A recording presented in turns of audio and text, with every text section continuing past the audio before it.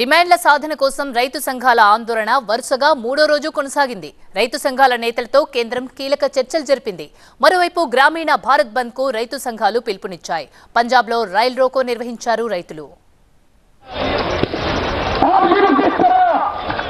కనీస మద్దతు ధర చట్టంతో పాటు ఇతర డిమాండ్ల సాధన కోసం ఆందోళన చేపట్టిన రైతు సంఘాలతో కేంద్రం చర్చలు జరిపింది.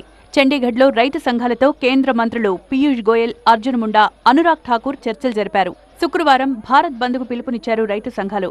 దీంతో పంజాబ్, హర్యానా, ఢిల్లీ, ఉత్తరప్రదేశ్ రాష్ట్రాల్లో హై అలర్ట్ ప్రకటించారు. టిక్రీ బోర్డర్లో ముందు జాగ్రత్త చర్యగా రిహార్సల్స్ నిర్వహించారు పోలీసులు. హింస చెలరేగితే ఎలా కట్టడి చెయ్యాలి అన్న విషయంపై రిహార్సల్స్ చేశారు.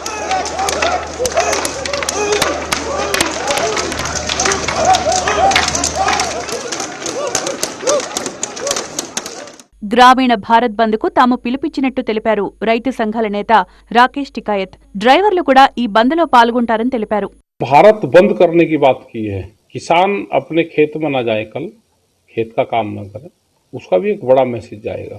जो मजदूर हैं, जो दुकानदार हैं, ड्राइवर हैं, क्योंकि उनका भी मामला है, ड्राइवर का भी। जिस तरह से सरकार पॉलिसी लेकर आ रही थी ड्राइवर की, तो ये सबके लिए ग्रामीण भारत बंद करने की बात करी है। उसमें देखते हैं कितना कामयाबी उसमें मिलती है। नई एक विचारधारा है ये आंदोलन की, नया तरीका है। రైతుల ఆందోళనతో గత 2 రోజులుగా అట్టుడికిన ఢిల్లీ, హర్యానా బోర్డర్ ప్రస్తుతం ప్రశాంతంగా ఉంది. శంభు బోర్డర్లో గురువారం రైతులు ఎలాంటి ఆందోళన చేపట్టలేదు. చర్చల సందర్భంగా రైతులు సంయమనం పాటిస్తున్నట్లు తెలిపారు.